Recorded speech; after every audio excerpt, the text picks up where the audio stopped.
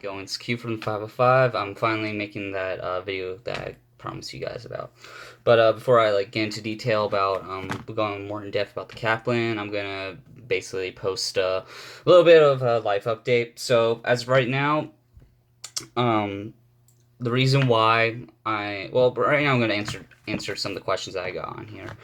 So the reason why I'm retaking the Kaplan exam is primarily because my school allows you to take the exam twice within a school year, and it's the same exact test. That's what you guys need to remember is that the Kaplan test that you take the first time around is going to be the same exact test when you take it later on in the school year. So that's why I'm retaking the Kaplan, because I could have a possibility of scoring higher. And a little bit reason why I delayed making this video is primarily because I had kind of a little bit of an accident here about 2 to 3 weeks ago. Basically what happened was I was in my garage doing laundry. I literally fell over and I dislocated my patella. So basically I dislocated my kneecap. So literally, the docs had me all on painkillers and that type of stuff while midterms was going on. So that's why I delayed making this video. And that's also another reason why I wasn't able to retake the Kaplan over my spring break, was because I was still recovering from my dislocated patella. But, I already know what's on the exam from memory, so I'm just going based off of memory, and if there's anything I leave out, I will post another video about it. Another thing is I cannot really post Quizlet links. I don't know if I'm allowed to do that or not. Primarily because that could possibly get me into some trouble. So I can't say, oh yeah, these things are going to be on the Kaplan science portion of the exam. So you guys are going to, unfortunately, I hate to say this, but you guys are going to have to be on your own for that part. Final question was, how was the writing? I've already commented on this. The writing was completely very poorly made.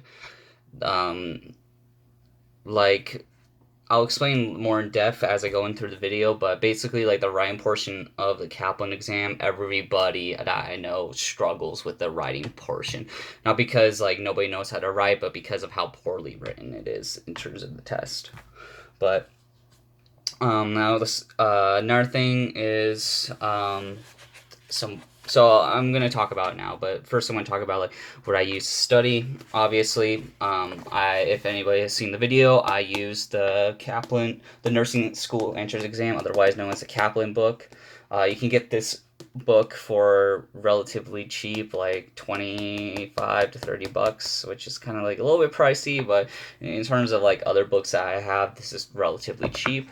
Now, in terms of how good this book is, this book was okay, not the best book ever, so I wouldn't really rely on this entire thing to basically help you pass the entrance exam.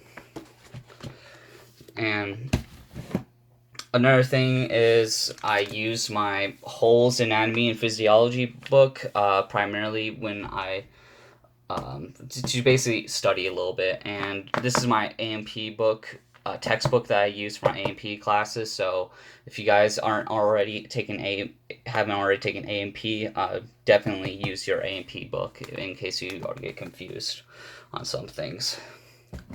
And this one's optional, but this is also a book I just recently picked up for mainly my nursing classes. It's called the NCLEX RN Examination. This book was, not gonna lie, kind of cost a little bit for how much it costs, but I can't say exactly. I don't have it off the top of my head. Now this one goes into great detail about everything that you'll need to know to pass the NCLEX exam. This is more for when you're in your first nursing class, because NCLEX style questions are very different from any other test questions that you've ever done throughout your school career. Now, obviously, I'm going to go off of the book itself and tell you in terms of what you exactly need. So excuse me, I'm turning to the page where it talks about it. Okay, there we go. So basically, the test itself is about 2 hours to 2.5 hours long, possibly three, depending on how long you take. But basically, like I took it from 9 to 12, like around my time. That's when I took it. So just make sure to schedule your time correctly so that way just be prepared to take like a really long test. That's basically what I gotta say. And when you show up to the test examination, when it's examination day, make sure you show up a little bit early just so that way you can figure out like what room you need to go into, and also so that way you can log into the Kaplan exam. You don't have to bring anything. Possibly you have to bring your test ticket, but the school I went to did not have test tickets. We just said I'm going to be on this day, and then they just scheduled that for that day. But do bring an ID just in case they just want to make sure that they want to ID you. I didn't get ID'd, mainly because it's a small campus and everybody knows each other. But just like do that. It's a computer standardized test, so it suffers from being like an SBA or, well, not really an SBA style testing, but it suffers from being a computerized standardized test. So if you don't like computerized testing, then you probably won't enjoy this exam at all.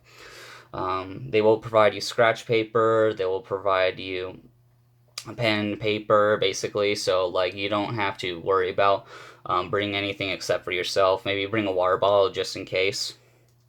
Bring a well. This is also optional too. Bring a watch, but be careful in terms of like what watch you bring.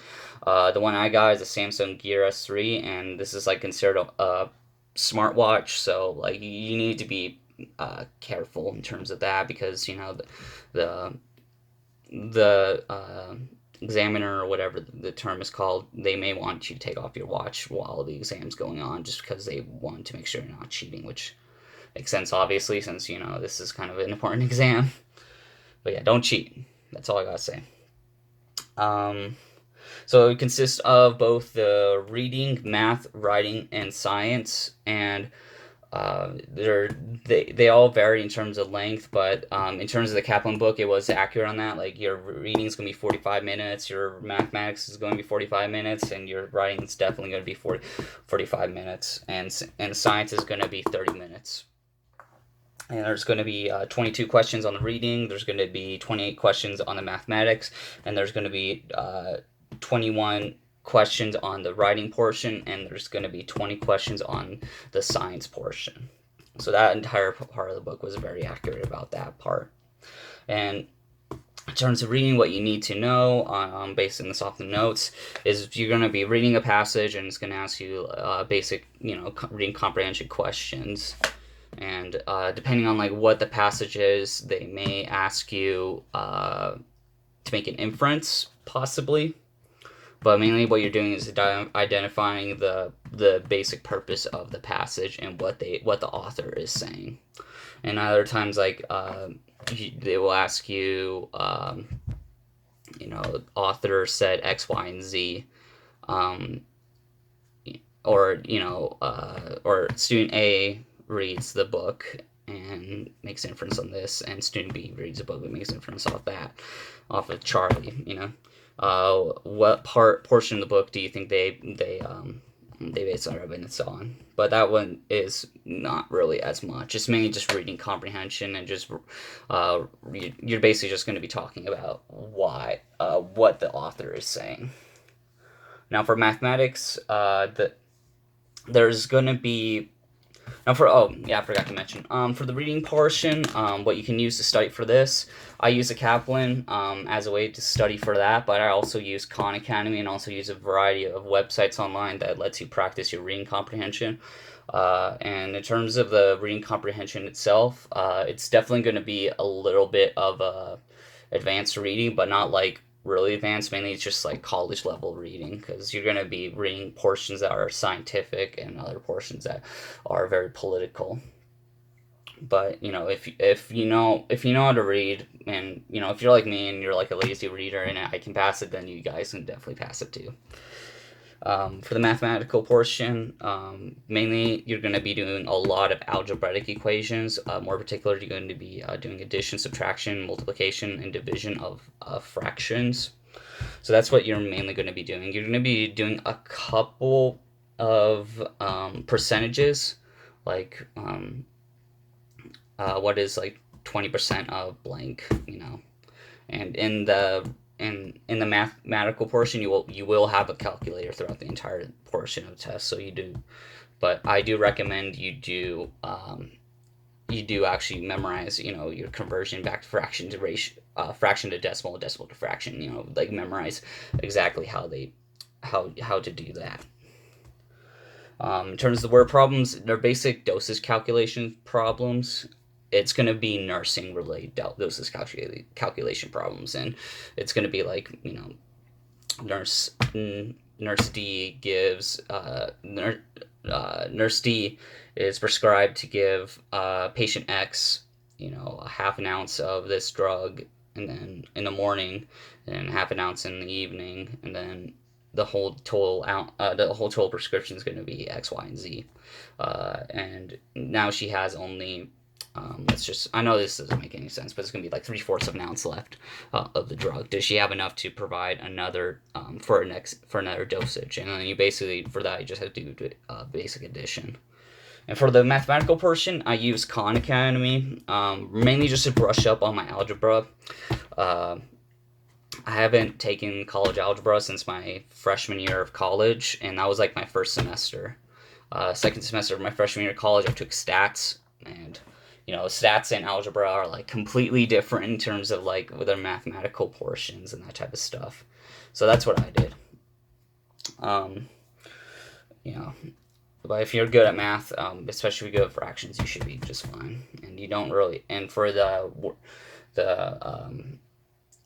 the word problems, I just basically did basic addition. I didn't really study for the dosage calculation problems, because it's basically the same thing as the word problems you've done in algebra before, except it's just scientific, except it's just for nursing. So you're using the same basic concept. So you don't even have to.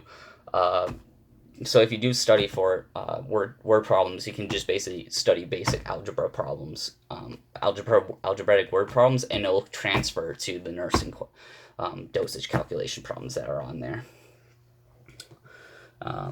Yeah, so I did pretty good on that part. The writing portion, this is like the part that really got everybody, including me personally. It was basically like passage development, paragraph logic, and mechanics of writing. Basically, this is like the part that really got everybody. Was in the writing portion, they're gonna ask you, for example, passage says this, and that, but where would this fit in terms of the passage? And that's what really got everybody, because some people will be like, oh, it fits in the first paragraph, or it fits in the second paragraph. So everybody I knew had problems with that part. And the grammar itself, sometimes the grammar can get a bit confusing, especially you don't know what they're talking about, because like it's supposed to be you correcting someone else's grammatical mistakes, but you don't have a person there to like explain to you about like what they actually meant in the passage, so you can't. So it pretty much like eliminates the whole human process of like you sitting there with your professor or your teacher or your writing professor or your writing assistant, and you guys talking it out, be like, oh, I meant to say this and that, and they'll be like, oh, so you just need to add a capitalization here or a comma there. Now, in terms of studying for the writing, just mainly it's hard to study for what passages fit best in the entire story or paragraph. So that part is going to be the most difficult part to study. I did not study for that part. What I did study though for the math, I did study for basic grammar. So basically, uh, periods, commas, semicolons, and all the basic punctuation and fancy words. I haven't taken English like grammatical English since I was like in high school, so like I never had to go through college level English in terms of like grammar and that type of stuff. So, but there are books out there you guys can use to study for that portion. Now, the part that everybody is going to be concerned about, the science portion. Now, the science portion is mainly going to comprise of AMP2 in terms of the systems that you learn within that class itself. There's not really that much AMP1 in terms of the questions, and these are just basic questions. You either know them or you don't. And what they list on here is, cardiovascular system definitely going to be on there. Definitely know the blood flow through the heart, at least the basic stuff. Um, electrolytes. Yeah, there's like one question I believe on there. Forgot what it was, but it was like one question. It was like something about sodium. Gastrointestinal system, definitely know at least a little bit about that. Immune system definitely is going to ask you like what are RBCs, what WBCs, and basically like basic immune defenses of the human body is definitely going to ask you those questions. Hematological system, no, not really. Don't get me wrong, like it's going to be important as well, but it's not going to be explored as in depth. Homeostasis, sort of yes, sort of no. It's not gonna really go into detail about acidosis and that type of stuff, respiratory acidosis and metabolic acidosis. It's mainly gonna go into detail in terms of homeostasis. From what I remember is was mainly blood pH. Blood pH was like mainly the homeostasis that I went into detail for. Respiratory system, definitely know that, yes. Know exactly where gas exchange takes place, know exactly about, all the parts of the lung itself. Know that by heart. Sensory system, yes, definitely. There's going to be questions on that, and especially neurology about like what parts of the brain does what. It's definitely going to know that. Definitely know those questions by heart, especially know like what parts of the brain and what they do exactly. And for that, I used Khan Academy to study for the science portion of the exam, but I also used my anatomy book to study for other portions of it, primarily the electrolytes and also a little bit on the sensory system. But yeah, like get an AMP book, and if you don't know which one to get, just get Hold's Anatomy, because it goes into like great detail about what you need. But in terms of other AMP books, like any AMP book will do, like as long as like it's up to date, because some portions of AMP have been evolving quite a bit.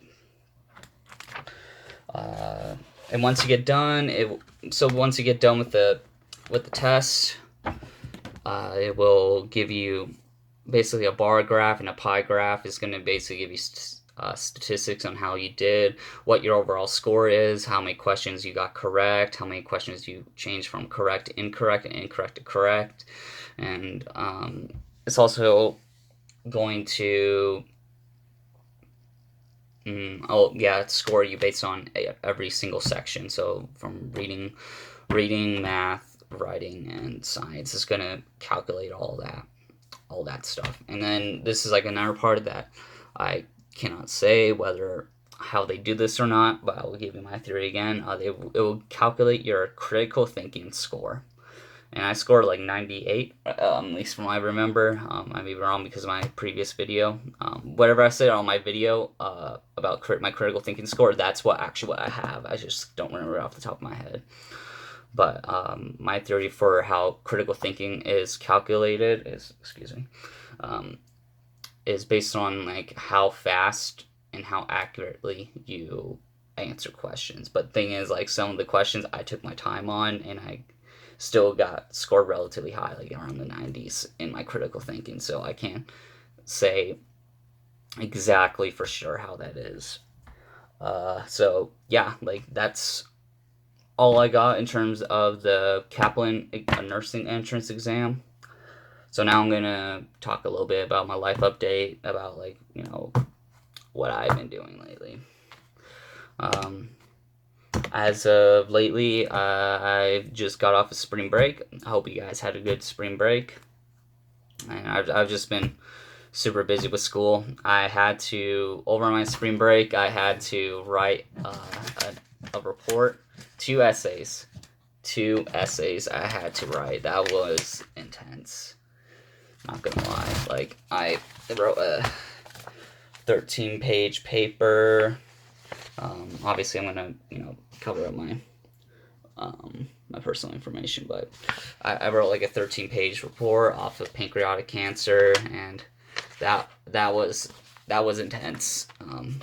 I was like only told to write like 5 to 6 pages, but I went into great detail on it and that type of stuff. So, and I also wrote another essay for my developmental psych class, which was like basically a journal critique off of some depressed patients, and some personal abuse that they went through, and how like basically it was like saying if patients have suffered from some all sorts of abuse. I'm not going to go into detail because I know it may not be a comfortable subject to talk about, but basically like they're saying like yeah, they're more likely to be more depressed, which they found out to be true. So I had to like write a journal critique on that, and that one was like about 6 pages long. So I mean, in total I've written like 20 pages over my spring break, and I was just recovering from my dislocated patella, which I've just been putting ice on it, elevating it, and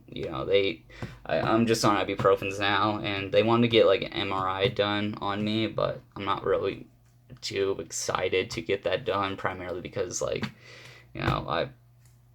I don't know, I don't like being told like exactly what's wrong with me, because like I know I'm missing like a ligament in my right knee that probably needs to get surgery on, because it probably got torn when I dislocated it. So yeah, but yeah. So anyways, if you guys have questions, let me know. I apologize for anybody that I have not been responding to lately. I've just been extremely busy, but I finally have had the time to do that today.